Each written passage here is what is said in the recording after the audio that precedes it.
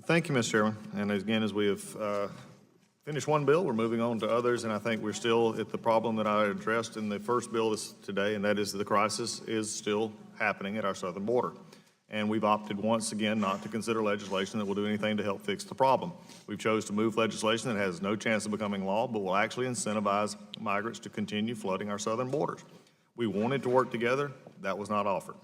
H.R. 2821 encourages migrants to abuse our immigration system by creating a special path to citizenship for foreign nationals from countries that have been designated for temporary protected status or deferred enforced departure. The Immigration Nationality Act allows the DHS Secretary to designate a country for TPS if there are circumstances preventing the safe return of nationals to a country, or if a country is temporarily unable to adequately handle the return of its nationals. The effect of a TPS designation is nationals of a designated country who are inside the United States on the date of such designation, whether here legally or illegally, can apply to remain in the States and even receive employment authorization. According to DHS, there are nearly 418,000 TPS holders from 10 different countries currently residing in the United States. The Pew Research Center has noted all but a small number of the TPS holders were in the country illegally at the time of their country's designation. Usually, TPS is initially designated for a period of 18 months and then redesignated in 18-month increments after the DHS Secretary reviews the conditions in the country to determine whether the conditions for the initial TPS designation continues. If the Secretary determines the country no longer meets the conditions for TPS designation, the statute requires that the Secretary terminate the designation. Unfortunately, what Congress intended to be temporary protection has over time become a permanent status, as some countries have been automatically redesignated for decades. Nicaragua, for instance, was initially designated for TPS in 1999 due to Hurricane Mitch, and a series of earthquakes led El Salvador to be designated for TPS in March 2001. To its credit, the Trump administration has faithfully followed the law, which mandates the Secretary shall terminate a TPS designation if the conditions for which the initial designation occurred no longer exist. Accordingly, the Secretary announced the termination of TPS for Sudan, Nicaragua, Haiti, and El Salvador, but gave those populations at least 12 months to prepare for departure. It comes as no surprise that advocates sued and the federal courts enjoined the terminations. Deferred enforced departure is purely discretionary grant that the President can grant based on his foreign policy powers to provide a deferral or of enforced departure for certain aliens.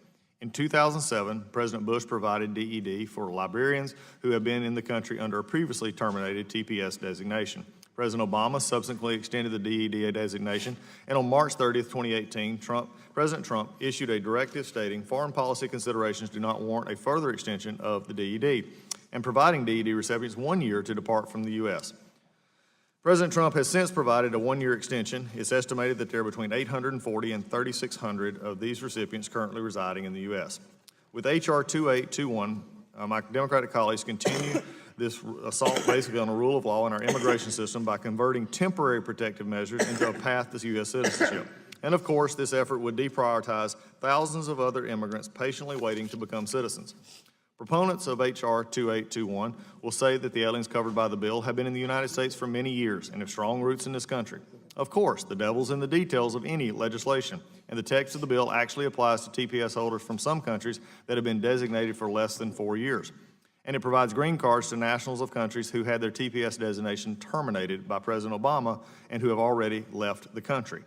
What's more, the bill allows nationals of TPS-designated countries who have never even applied for TPS or DED or who have already left the United States to obtain green cards. If that wasn't bad enough, the bill creates a grant program so U.S. taxpayers have to pay NGOs to help these aliens get their green cards. My colleagues couldn't even bring themselves to temper the open borders ideology for long enough to realize the only solution with a chance of becoming law are bipartisan. Republicans are at the negotiating table alone. We must address the border crisis. President Obama recognized it when it was a fraction of as chaotic as it is now.